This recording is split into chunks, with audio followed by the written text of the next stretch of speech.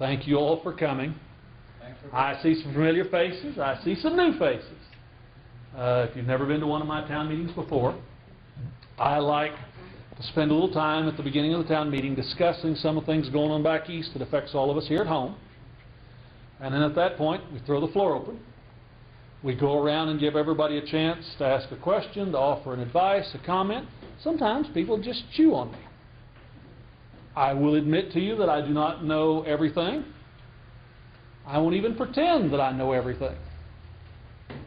But Dave back there has pencil and paper, so if you ask me a specific question I cannot answer, we'll get you an answer. And return it by email, by letter, whatever you prefer. That said, once everybody has a chance, we'll go again, and we'll go again, and we'll go again. These town meetings are important to me. With the exception of last year's Farm Bill year, which got me off track, I do 50 of them a year. In this nice, compact 32-county congressional district we all live in, the 3rd District of Oklahoma, with half the land mass of the state, 50 town meetings enable me to be in every county at least once. It gives me 18 town meetings then to have on a rotating basis so I can go to different communities to interact. We're out of session this week for the 4th of July. We'll be back in D.C. then for 4 weeks. Then we'll be out the customary August work period. I'll frantically to work through more of my town meetings. We'll come back after Labor Day, and then we'll be there, with the exception of Thanksgiving Day, and I don't want to be there on Christmas Eve, till we get our work done, at the very least, the appropriations process and fund the federal government for the rest of the year. There are a number of things going on. Some of them are legislative, some of them are other circumstances. If you bear with me for just a moment, and not perhaps in any particular order, but if I could, I'd like to discuss the Farm Bill for just a moment. Chair of the House Agriculture Committee. Agriculture, along with energy and Main Street business, is the driving economic force of the 3rd District. So it's important to what goes on out there. We are in the process of working on the comprehensive Farm Bill that would run for the next 5 years. In my tenure in Congress, we've done farm bills in 5-year slices. We couldn't agree on anything last year, so this one became a 6-year farm bill to get back on track. The Farm Bill, while the national media think of it as the commodity title, the corn program or the wheat program or the cotton program, in fact, the Farm Bill can be described as 2 sets of subject matter. One are the programs that raise the food, that's about 20%. The commodity program, crop insurance, conservation, rural development, ag research, farm credit. That's about 20% of the bill. Over time, the social nutrition programs have grown to be about 80% of the bill.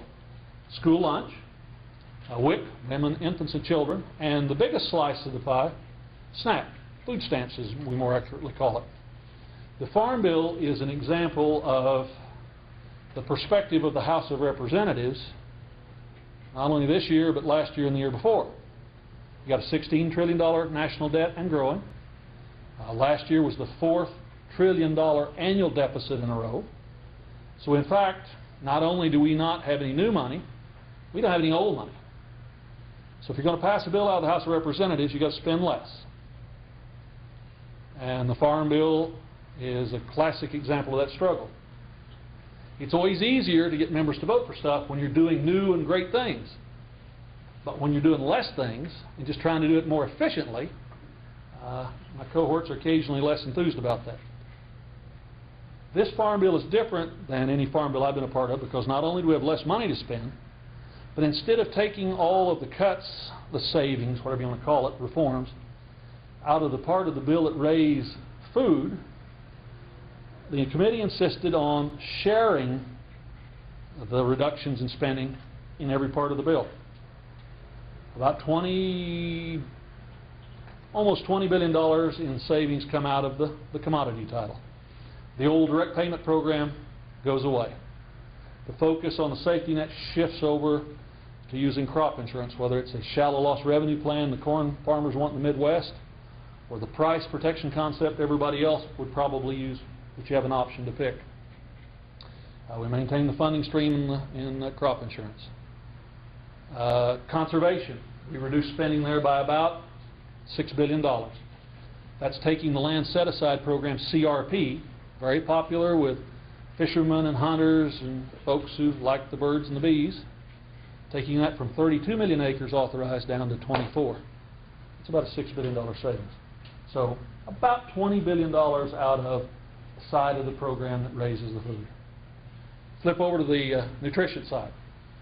We save about $20.5 billion over there. About an even split, even though it's 80% of the bill. It's the first time the welfare side and the farm side have been treated equally in this kind of a situation. How do we do that? Well, the lion's share of the money in the committee-passed draft came out of making changes in food stamps. As I said, we leave WIC and school lunch alone. What did we do? Well, in the 1996 Welfare Reform Act, there were a couple of loopholes, apparently, that a number of states have exploited, and we closed those.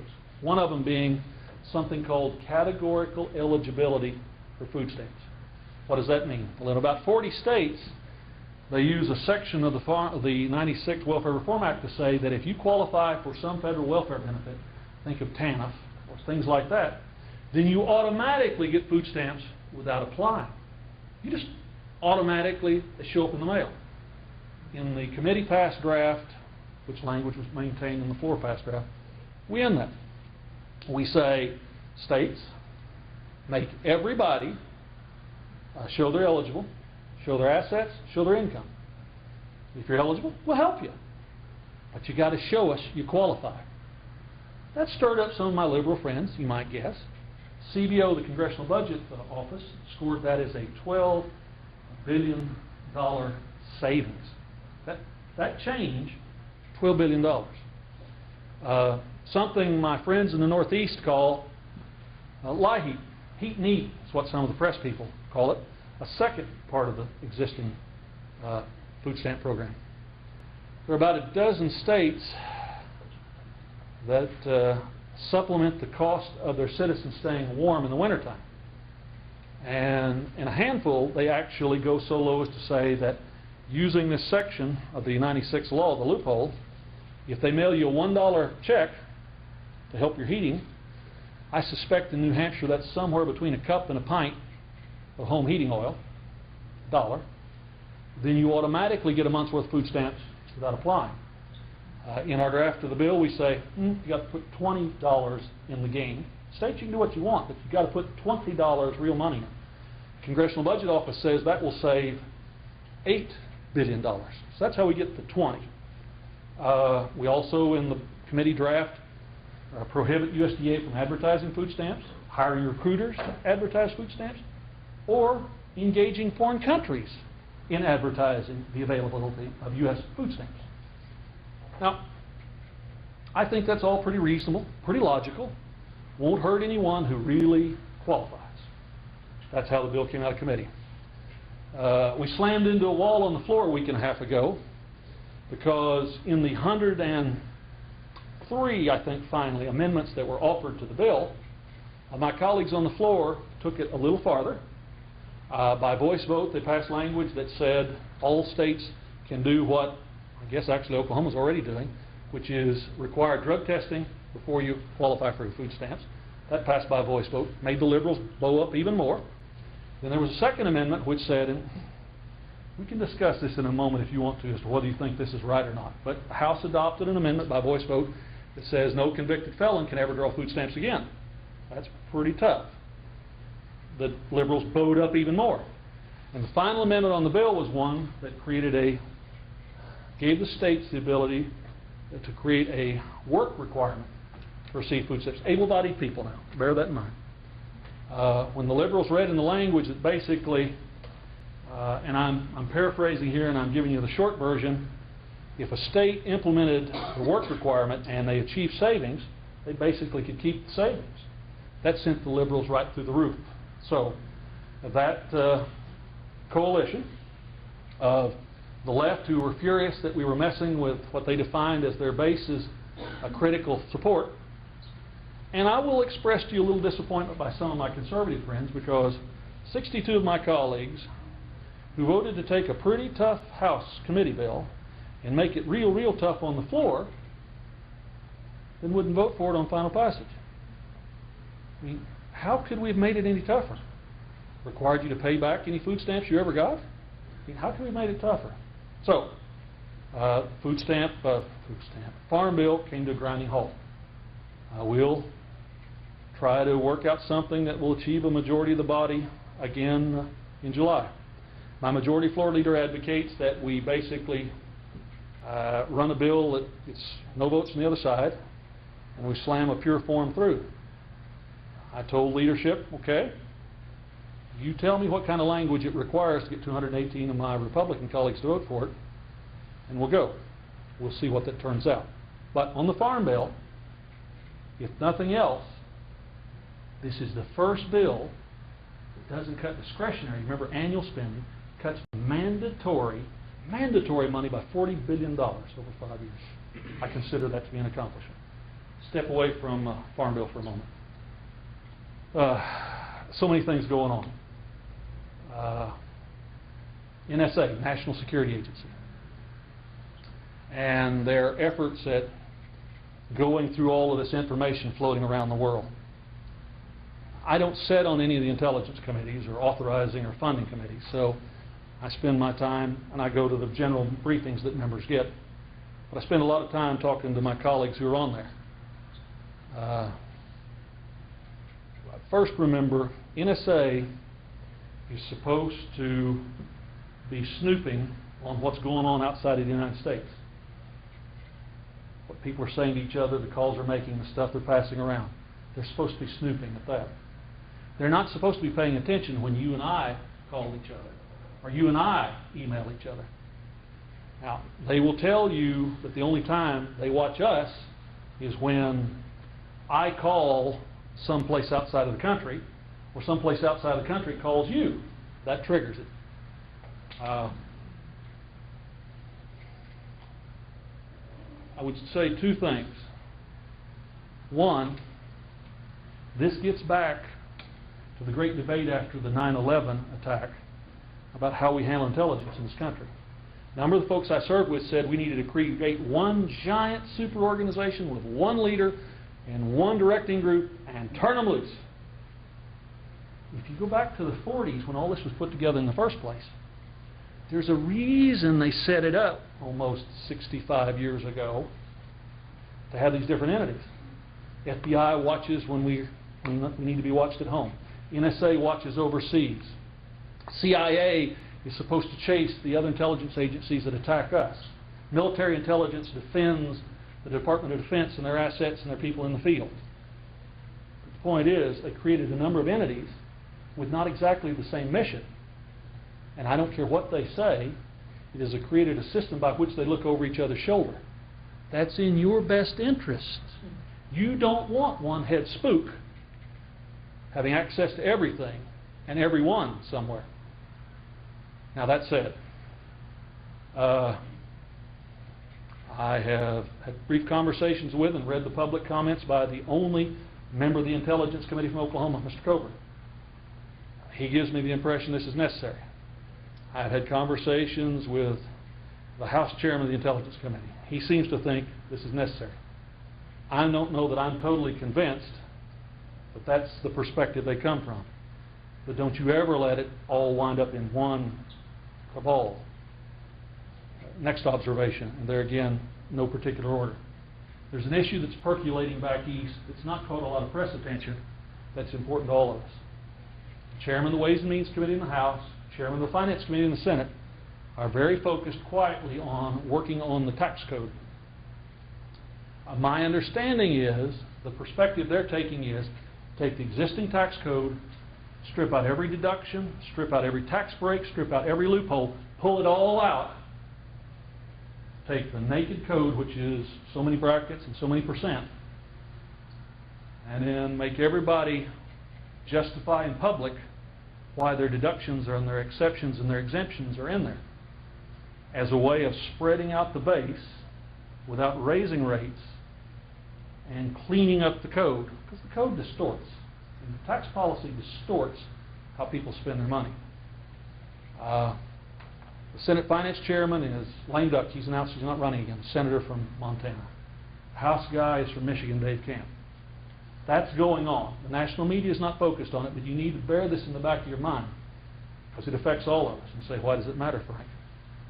Well, maybe you paid off your house, but there are a lot of folks who use that interest deduction on their mortgage, on their home. And I know we all tithe, and I know we all give to good public charities. That's a deductible only because the tax code says it's deductible right now. Business expenses, investment credits, and there's so many things. You just need, as you read the internet, you read publications, you need to think about this.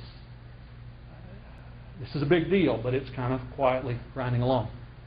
Another topic, immigration. And we alluded this a little bit before we officially fired up. Senate's passed their version of the bill. The gang of 8 or the gang of whatever got together and shook their hands and agreed on their stuff. I can't explain every nuance to you because from the beginning of the way it was put together, I assumed it was dead on arrival. Matter of fact, I'm actually kind of surprised they got it passed out of the Senate. But it is the chief focus of the national media now. It's what they're chasing my colleagues around about more than anything else. Now, the House takes a different perspective. Goodlatte, who ironically was my predecessor as the Republican chairman of the Ag Committee, is now chairman of the Judiciary Committee, which has primary jurisdiction. Bob says that he's taking the subject matter and he's chopped it up into, I don't know, 6 or 8 or 10 slices, and that they are in committee going to look at each slice of issues, farm labor, the H-2-1 visas, student issues, all that stuff in slices. And that if they can achieve consensus on anything, then whatever they can work through, they will present to the House. Now, I don't know whether it will come to the House in slices. I suspect it will, or a block. But do not hold your breath waiting for something to pass the House of Representatives. Classic example of the difference between the House and Senate language. The Ag section of the Senate bill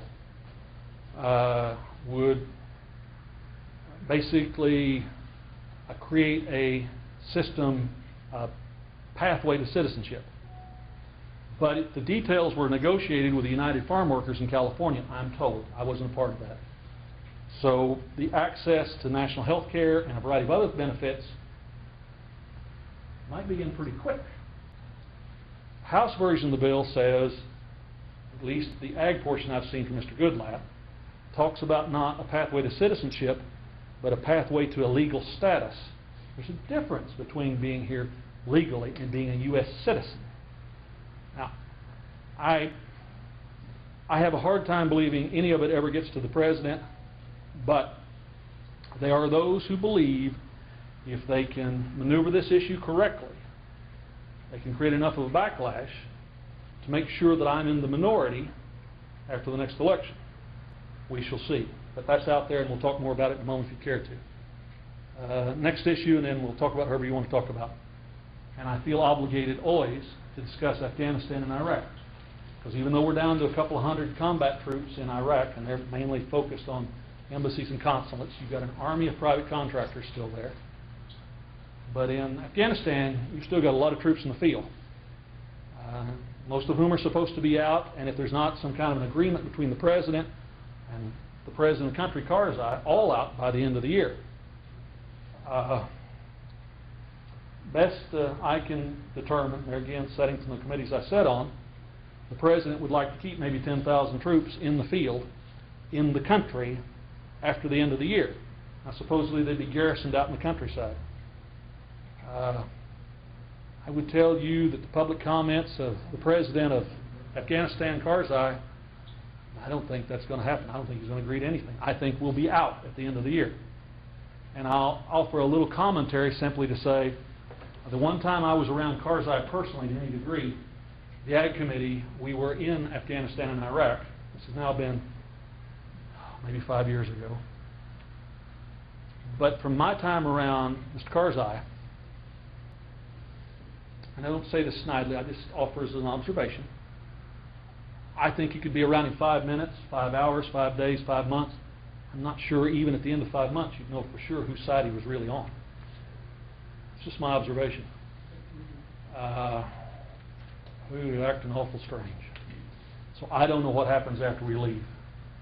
The most positive thing right now in the Middle East is the fact that the citizens of Egypt have decided they don't like the government that's been imposed upon them since they got rid of the last dictator, and now they want to get rid of this bunch. That's actually positive. I don't know that we're helping any, because I don't know that there's anything we can do to make any difference in a place like that outside the United States. But that is a positive thing that the citizens of Egypt have determined they don't want a second master. They want to control their own fate. That's a positive thing. That said, I'm braced up. I'm ready to go. We'll give everybody a shot. We'll start with you, sir, and let's visit. You're next. You mentioned going through all the tax code and eliminating deductions. Mm-hmm. Why is there no discussion of picking up a consumption tax instead of an income tax, which would be more fair? You'd never have to worry about deductions. The fair tax is already been. I'm a fair tax co-sponsor, as I'm sure you know. Yes, I'm with you. I absolutely believe that it is the economic model that caused the economy to explode with growth. It takes us from the 1954 tax code we have now, that the rest of the world has abandoned, and it just turns us loose. So but why aren't we hearing any discussion at this time? Because, number one, a whole bunch of the underclassmen didn't go through the wars with us, and we tried really hard over the last decade. And number two, you don't trust us well enough to make that kind of a change right now. And I say that, and I say it in all seriousness. When we were pushing so hard 5 years ago or 4 years ago on the fair tax proposal, and I assume you all understand it, but the concept is you get rid of the income tax, you get rid of the excise taxes, you step away from basically the entire federal tax code, and you go to a consumption tax, where you would not pay taxes until you enjoyed the fruits of your work, of your investment. There'd be no taxes withheld when you earned your wages. There'd be no taxes held when you made a profit on an investment or a sale or a transaction. But when you went to enjoy the fruits of your labor, you pay your taxes. And oh, by the way, it brings the underground economy to the top too. There's just a whole bunch of positives. But at one point 5 years ago, in a town meeting like this, I had some very fired up citizens on the subject matter. It's actually in Sepulpa. And we went through every nuance for almost an hour and agreed on what it would do and how much it would save and how to grow the economy. And then a very nice gentleman stood up at the end and said, you know, Congressman, we know this would work. You know this would work. But let's face it, if you try to do this, you guys in Congress will just screw it up. Now, he wasn't being mean to me. He was just being sincere. That's where I think where Camp and Bacchus come from on their effort. If they can't completely wipe the slate clean and do it fresh and right, then take the mess we have and clean it out and make everybody fight then to put any of that stuff back in the hopes that we wind up with a simpler tax, closer to Dick Armey's flat tax is what it amount to. So I'm a co-sponsor. I just can't get there yet. Yes, sir.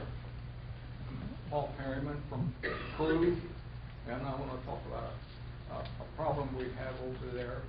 Yes, sir. I called your office about a year ago, maybe a little, not quite a year, or maybe a little more than a year, about the, what do they call it, some kind of a bash, backwoods bash over there. And I live about 3 to 4 blocks from where they're at. Okay. We can close the house up, pull the draperies, and we still hear the backwoods bash. And nobody seems to have control over these people. So what do we do? It's on poor property. It's on poor property. On poor property, whenever I called your office, the lady said to me... They have to have a permit to do something on core property, don't they? East Back Office gives it to them. Whenever I called your office, the lady said to me, have you talked to the court? And I said, no. She said, why don't we start there? And I said, well, all right. And we did, and we didn't know anything was going to happen until this year. The first night, with the same thing. actually started on Wednesday before the. In the house. Multi-day open outdoor And they party? go on until 2 o'clock in the morning. And that is a little bit late. It started on Wednesday before. Their permit starts up on Friday. I can't give you exact date. It starts up on Friday. On Wednesday, he and I hooked the boat up to go down and launch the boat. They've got the deck locked and got everybody locked. And so that's a little bit loud. I mean, four blocks, but then I have talked to people that live even beyond me, north of me, and they hear it plumb down there. Now, somebody needs to. Let me run my traps. I honestly, I'll have, before you leave, make sure we've got a name and a number, and let me do my homework.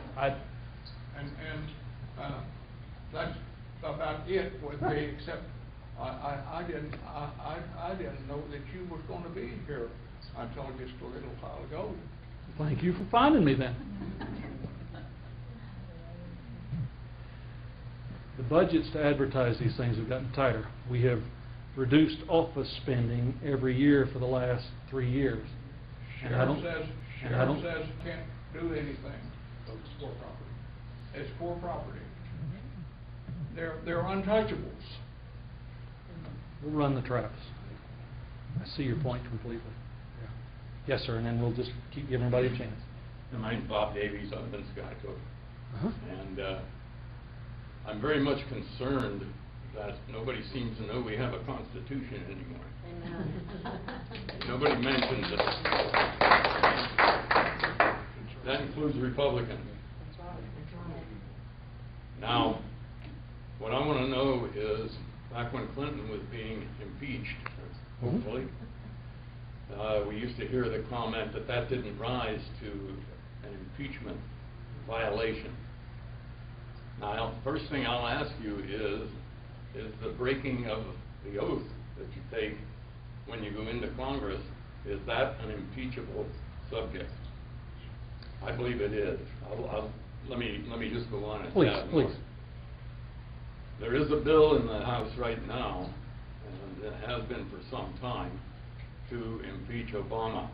Mm-hmm. And the guy that put it there is, I believe it's Walter Jones. Walter Jones, Carolina. absolutely, my friend from the Do you happen Carolinas. to know how many people have signed on to that bill? I do not. I know what most of the old-line Republicans would say is, it won't work, it won't pass. And I say, so what? Clinton's didn't pass either, but it certainly put some controls upon him.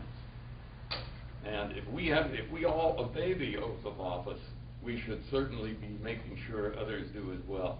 And I think impeachment would be a very good way to start. Yes. There's much more we could do if we had any guts, frankly. So, You remember under the Clinton situation, there was 4 articles of impeachment. The House passed 3. No, we passed all 4. One of my colleagues didn't vote for the 4th one, but we passed all 4. Senate, in a trial, rejected all 4. Yeah. That was lying to a federal grand jury, if you remember, was the chief article there. There are a number of things going on where, like the investigation on using the IRS for political purposes, as an example, just the footwork is not all done yet. Have just a little bit more patience on that. But we'll see how things evolve. Signed on to the Jones bill? I have not signed on to my good friend Walter's bill yet. I have not. Yes, ma'am.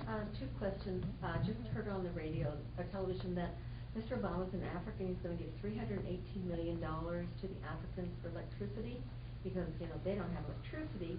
And I don't understand how kind of power does he have economically to put our money out there, and you guys don't have power to stop him.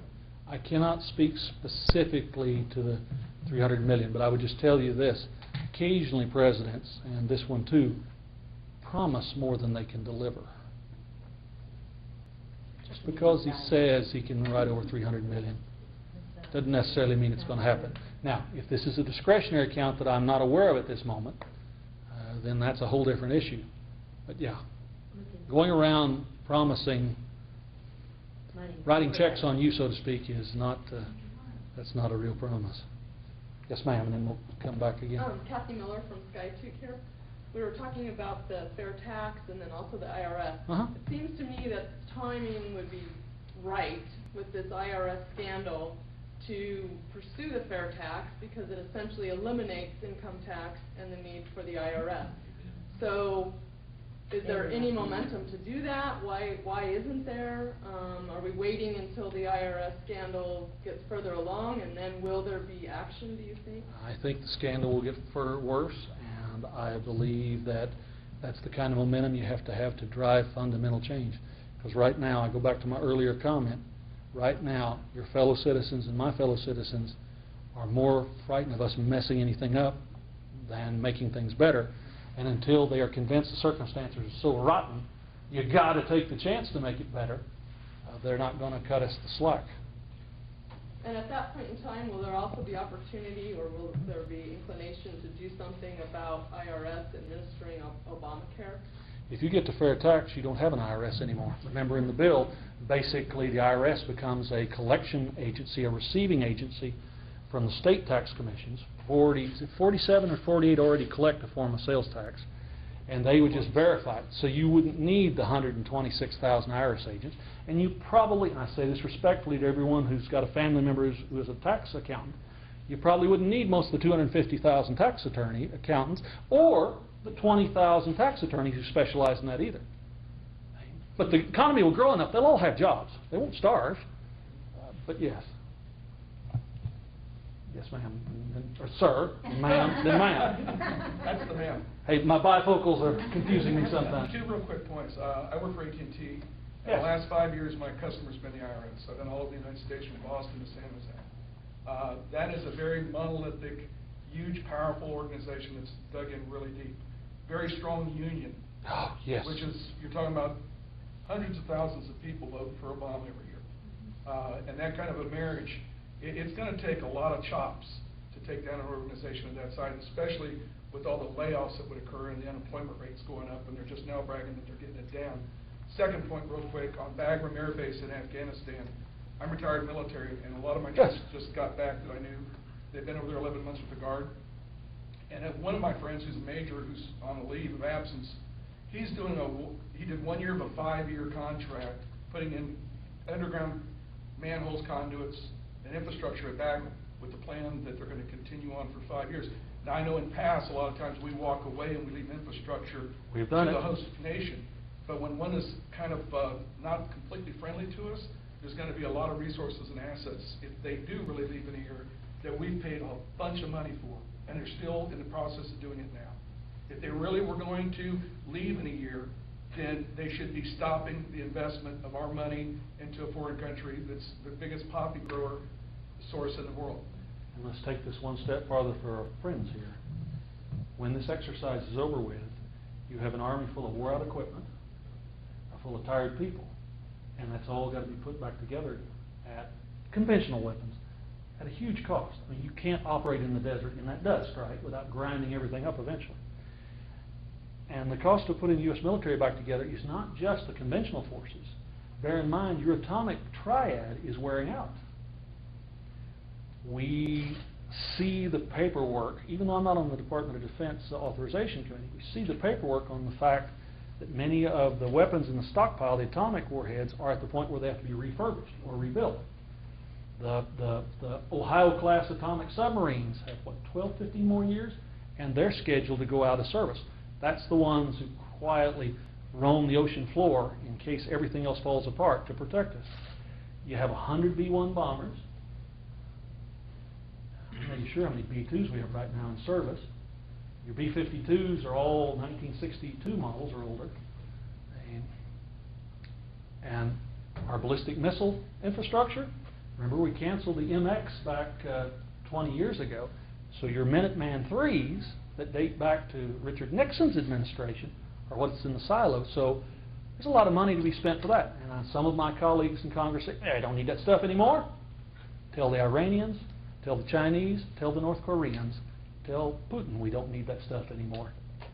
We need that stuff. So we've got some huge costs in getting the military backed up the standard it needs to be. Sorry about using you to editorialize, but you know what I mean. That's fine. Yes, ma'am. I was going to ask you, who is the chair, who's the House rep and the Senate that's discussing eliminating our tax deductions? Baucus of Montana is chairman of the Senate Finance Committee. Dave Camp is chairman of the Ways and Means Committee. He is from Michigan. And I don't think they're trying to be vicious. I just think they believe the present system is broken, and they're trying to come up with a way to force change, and saying, strip all this stuff out and justify every piece coming back in is the way of trying to cull out some of these things. Well, I would ask, how do they justify the IRS? Good point. Good point. There would be some argument to be made if the tax code wasn't as complicated, as convoluted as it was, we wouldn't need as many auditing agents and oversight people. But yes, you're right. Yes, ma'am. I had a comment about air tax. One thing I have heard, and I kind of believe it's true, that the party that's not in power doesn't want to let the other party get the credit, and the one that's in power doesn't want to let loose of it because there's a lot of power in having tax. The other thing is, I take issue with the fact it has not been argued enough, because the poor, the people on the lower end of the pay scale, they don't realize that they will get a rebate every month. Yes, And in the bill. and who Yes. knows about that? I don't hear you guys talk about it. She's exactly right. In the bill, they call it a prebate. They determine the cost of what the necessities are to survive a year, and they prebate, they return the sales tax, the consumption tax that would be collected, that equivalent, at the beginning of the year. Yes, in order to take away what some might call a hardship. Exactly. Yes, yes, yes. But remember, the tax code is more than just collecting the money we need to run the country. My more liberal friends view it as a way to drive your life, because if you control through the deductions and exemptions how money's prioritized, they're basically politely telling you how to spend your money and live your life. I mean, that's pretty insidious when you think about it, using that as the way to drive us like cattle down a chute. My liberal friends go nuts over fair tax. But I would tell you, it's not just the liberals. There again, another old story, bear with me for a moment. But in that period when we were arguing so hard and heavy for this, one Sunday morning, we're in church, one Sunday morning, after the lecture, as I shook my pastor's hand as I was leaving, he leaned over and got me by the shoulder and he said, "If you boys pass that bill," and he said that politely, "what's he going to do to contributions for churches?" I said, "Reverend, they won't be deductible anymore, but we'll grow the economy so much that good men and women of faith will have more resources with which to do their tithing." But the point is, he asked the question because he was concerned, not that any of my brethren give money for the wrong reason, mind you, that he was just asking the question. Was I carefully worded? Thank you. The board was more concerned about the loss of money than it is. These two good ladies, and then we'll come back. Oh, The well. farm bill again. Okay. Why can't you divide this up into two parts? Yeah, that's You know, right. you just talked about the other ones you could divide into 6. Why can't this one be 2? Because the only way that I can force change in the food stamp program is keep them tied together. No. Bear in mind for a moment, the commodity titles were put together by country members of Congress. They come to an end on a date certain, or we revert to the 49 law, which will never be implemented. Lyndon Johnson put the food stamp program together. It's in perpetuity. It's in perpetuity. Now, I believe when we go back next week, we're going to have a chance, in the course of the following 2 weeks, to vote on separate bills. Where do we find that in the Constitution? Food stamps, etc. I can't find it. Or Social Security, or Medicare, or Medicaid. There's a whole Got it. bunch of things. Exactly. But back to your base question, we're going to find out. And if we split it, then I've got to have 218 Republicans vote for it. I'm going to vote for it. But I had 62 people who voted to make it a much stronger bill, and it wouldn't vote for the final language. I don't know whether they'll come with me or not. We have 2 more ladies, and I'll come right back to you. Yes, ladies, and then we're working our way around. Everybody knows the history. Then if they take away donation for church, church is going to disappear, like Europe. And then we don't have a deduction anyway, take up. What to do at that time? But people doesn't wake up. They have to learn history. Because America is the only one country left to more generous to many people. But Obama's group want to take out our giving money. So then people going to more like Europe.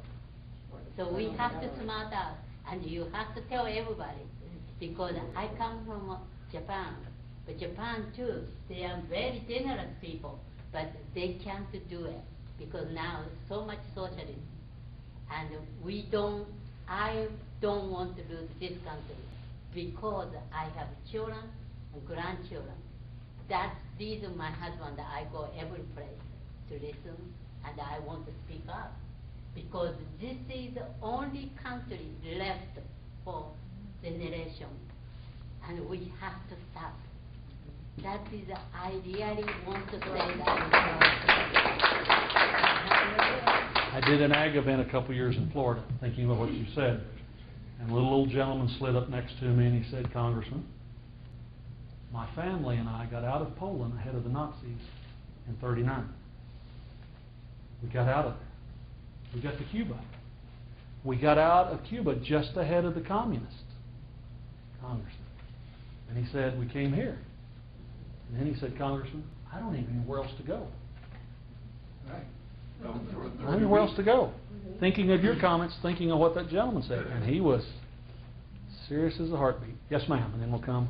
Okay, Republicans are supposed to be free market people. We're supposed to be small government people. And this farm bill that you're proposing is a tangled web of subsidies and price supports and tariffs and production control. And as a result of that, you're obscuring, you're warping the free market. And because of that, American consumers pay 4 times more for sugar and 2 times more for dairy products than any other country on earth. And this new bill has import controls for olive oil to force the price of olive oil up. Why is this necessary? This is totally against everything we believe in. And I don't know why you're subsidizing. And another thing is, farm profits are at all-time record highs, and farm debt is at an all-time record low. Let the market work and get out of it, and get out of its way, and stop all this monkeying around.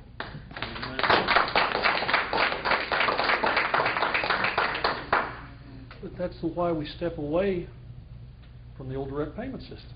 Why we focus on crop insurance, where you pay a premium, where it only kicks in if you have a crop failure or a price failure. In the good years, you won't get anything. Or when the weather's good, you won't get anything. It's a dramatic move away from the old system. It's not to a pure economy, but most of the folks who've given me fits back east are close to the processors and all those products. I understand that. They want the cheapest possible inputs. But this bill moves so far in the right direction. Now, maybe it's not perfect. The last track I had, there hadn't been a perfect piece of legislation ever filed. And there hadn't been a perfect person in 2,000 years either, by the way, to remember. I sincerely believe it moves us in the right direction. And by tying the bill together, I compel the ending of free food stamps. We compel the ending of advertising and recruiting. I mean, we make huge moves in the right direction. If the split comes next week, as leadership says it will, maybe they can get enough Republicans to vote straight party line, But the Senate has passed a combination bill. What will happen? What will happen is they will agree to go to conference with me on the farm side of the farm bill, and they'll refuse to ever go to conference on food stamps.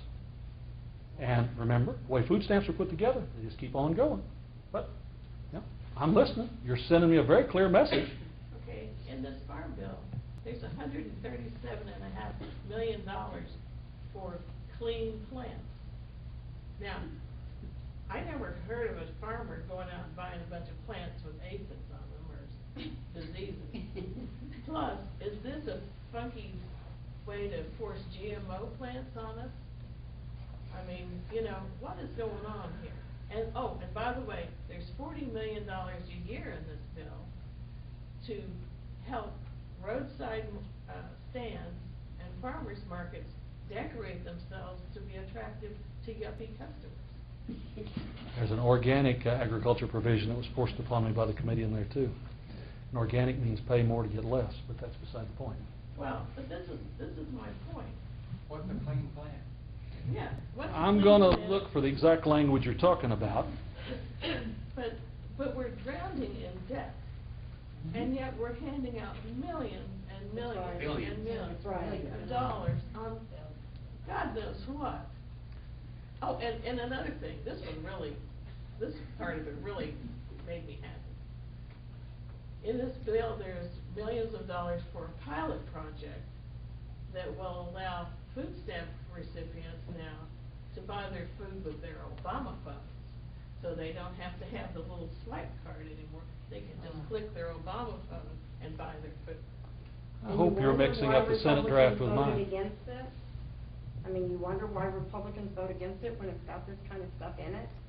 I would hope that is Senate language versus House, but I'm sure wherever you got your information, it's accurate. I just simply say this: don't turn your back on $40 billion in real spending cuts. Don't turn your back on real reforms in all sections of the bill. Don't make what is doable and progress, don't make it the enemy of perfect. Don't cause me to wind up in a position where we make no reforms, we don't take anything forward. I promise you, my liberal Democrat friends are real happy with the way things work right now. Status quo is their friend. Are those spending cuts going to go to the deficit, to the debt? When people tell you that they're earmarking stuff to the deficit, that's a shell game. I'm talking the debt, the principal on the debt. It's all a shell game. You have to reduce spending levels. That lowers the level of which the borrowing takes place. That reduces the debt. The lockbox stuff was always a game. Okay, let me ask one more question, then I'll shut up. And then I'm coming to my other friends so Okay. I can finish. When you say you're saving $40 million. $40 billion, yes. $40 billion in food stamps. Is this a $40 billion in current actual spending or a $40 billion cut in proposed future spending? After you get past the transition year, the numbers are $5 billion, $3 billion, $4 billion. I can't give you the CBO scoring across the whole thing, but yeah, it's a real spending reduction. Yes, ma'am. Okay, in regard to the food stamps end of it, the USDA, they have a massive campaign to increase the food stamp recipients. And in fact, the United States and Mexico in 2004 went into a partnership to provide information on eligibility criteria to the point of even having to provide information to illegal immigrants in regard to what it takes to receive food stamp benefits. And that's going to continue in this bill. We end that in the House draft. You may be reading the Senate draft. We prohibit advertising in the United States. We prohibit hiring recruiters. We prohibit contracting with foreign countries or entities in foreign countries to advertise food stamps. That's in the House-passed bill. We end all those things. I think that you need to separate the two bills, let them stand on their own. If the Republicans can stop the farm bill in the House, then they can stop the food stamp bill in the House as well. So you're not going to, we've become too dependent, or people have become too dependent on what's going on. And I think it's important that you need to, the subsidies that are received by a number of these farmers go to members of the Agriculture Committee as well as the agriculture, the... Resources follow production. If you're a farmer, yes. Okay, so how much have you received? I never signed up for the direct payment programs. My wife and I have received money in past years under the drought disaster programs. It may be 15 years ago since I last used a conservation program. But I'm not a traditional annual payment guy, which is what gets most of my colleagues skewered, yeah. Well, they show that you've received about your wife has received about $40,000. 10-year number, right? And if you look it up, it'll say drought disaster money. Okay. Mm-hmm. If you want, But if you're going to do the 10-year thing, which Heritage and Club's doing, then you need to add up every other benefit that anybody gets and compare it with that number. 10 years worth of Social Security, 10 years worth of pension, 10 years worth. The point is, I'm under attack from those people. They're coming after me. These are very solid people. Freedom Works and the Heritage Foundation and they are all special interest groups that exist to sell subscriptions and seminar fees and to perpetuate their goals. You've got to understand, they don't necessarily want a Republican president or a Republican Congress because then their business is flat. They made more money when Nancy was Speaker, Harry was Majority Leader, and Barack was President. It's a business. I think that's a perverted way of looking at it. I'm sorry. I just have to deal in the real world I deal in. I understand, but when you've got rock-solid organizations that come out and make the statements that they have and the bold statements that they have and have offered ways like the reforms in the House bill that maybe you need to consider some of the things. If you want the conservative Republicans to get behind you and support you in your bill, then you need to provide a conservative Republican bill. Let's say in nutrition for a moment. And we discussed all the changes that were in the bill. We discussed the things that were added on the floor. Lifetime ban on felons drawing food stamps. Lifetime. You do something stupid when you're 22, you serve your time, you're a good citizen, you go to work at a company, 25 years later you get laid off. You can't apply for food stamps. House voted that language. The drug testing.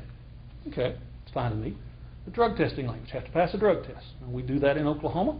It makes it simpler for the rest of the country. The workfare requirement. You got to work. But what do I do next to make it tougher?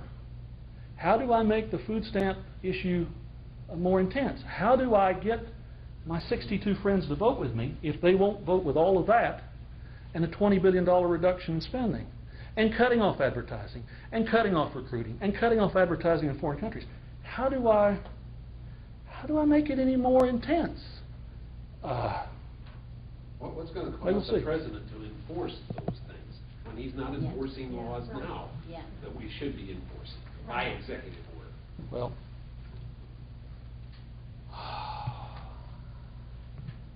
all I can say is that if we get the law changed, and you're right, he won't willingly sign that. He'll have to be boxed into a corner to sign it. He won't willingly sign that. That's his political base. He knows that. But I don't have many other alternatives to force his hand to make it happen. If you're completely confident that in 2014 we'll sweep the Senate, if you're completely confident we'll sweep the White House in 2016, then absolutely, let's just wait. Give us a candidate we can vote for. But that's the problem. We haven't had a candidate in 2 cycles. That's right. That's right. We haven't had a candidate. And I would say to my fellow conservatives, why have we not had a candidate? Because we butcher each other in the primary, and these interesting people come right through the middle. So many progressives. You know? We've got too many progressives. I got to go to this lady because she hadn't had a chance, and then we'll come back. I just want to say it kind of ties in with your stuff. That yesterday I received emails from Paul Ryan and the Republican Party wanting money because it was the end of the quarter. And I feel like, why should I give you any money? Because you're not doing the things that I want you to do. Send Paul Ryan an email back and ask him what his position is on immigration. You'll be impressed. Oh, no, I know. Yeah, I know what his position is. Sir, you have time for one more question. I'm going to go to you, sir, because I don't think you've had... and this is kind of going to hit 2 or 3 things, but... Of course.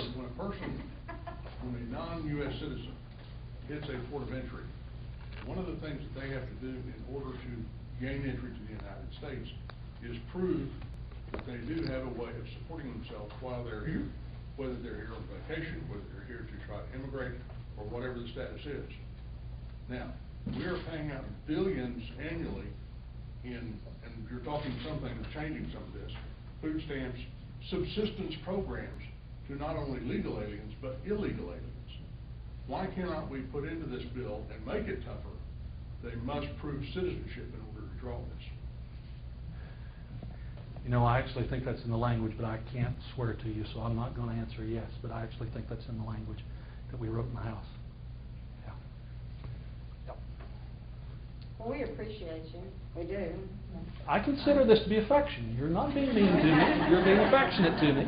You're trying to get me, get my attention. Because it is hurting us. You know, but it'll hurt us as much as it hurts, more than it hurts you. $16 billion in the whole trillion dollars in the whole nationally. But let me, just real quick, if it went, Stop. if it went back to 1949, if it went back to the 1949 law, which it will do if a bill is not set, right? Yes. What is the 1949? 1949 law is based on the concepts of parity, allotments, quotas, and production history. USDA would be obligated to get from the National Archives their production records from the 1949 crop year. And you would be eligible under that program to farm what was farmed on your farm in 1949. My sister doesn't know it, but she has an 80-acre cotton allotment. There's not been cotton raised on that farm since 1958. Where I live, I spent 20 years pulling the grass drill. I would be eligible to raise 143 acres of wheat because that's what my great uncle was raising on there in 1949. Now, under the concepts of parity, the support price, the lock-in price, would be about $16 a bushel. The problem is, if you're a liberal and you say, well, let's just go do that. The problem is it's based on production history. Before modern seed, modern fertilizer, modern farming techniques, I mean, the average farm in that neighborhood was 45 horse, or the average tractor was 45 horses. I would have a 10 bushel yield, I suspect. That's $16. Well, I'm better off not to have anything. But that's where it would take us. And the milk stuff, you remember a year ago in December when we got close before we did the extension of going back to the 49 milk law? It would double the price of milk. And remember, doubling the wholesale price means tripling the retail price on most products. That's not, we can't go back to the 49 law. I mean, whatever we do, we cannot go back to the 49 law. It is just impossible. And think about how farming and crops have changed since 49. Just as I have 3 acres out of that 143, I still cultivate on the home unit. Think about all the things that have come along. Soybeans was a nuisance crop in 1949. That's a big deal. You can't go back to 49. So, a bottom line is this. If we don't do a farm bill, then some will call for an extension to avoid the 49 law.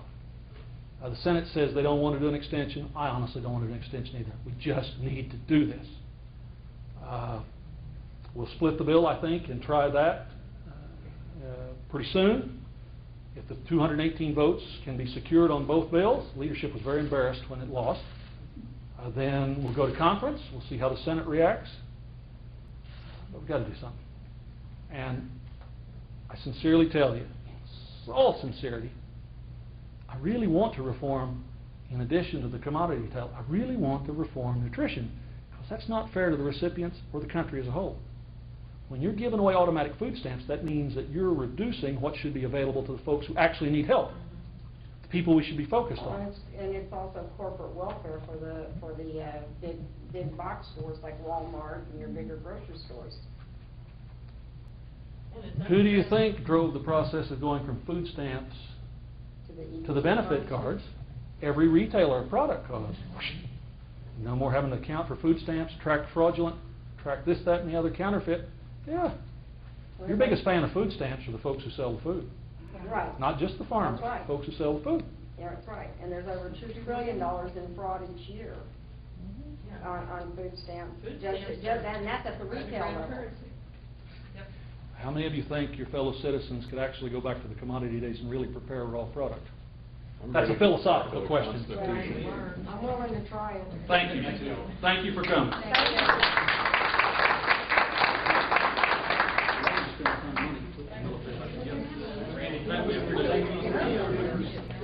we was looking. He had Bob, we found him.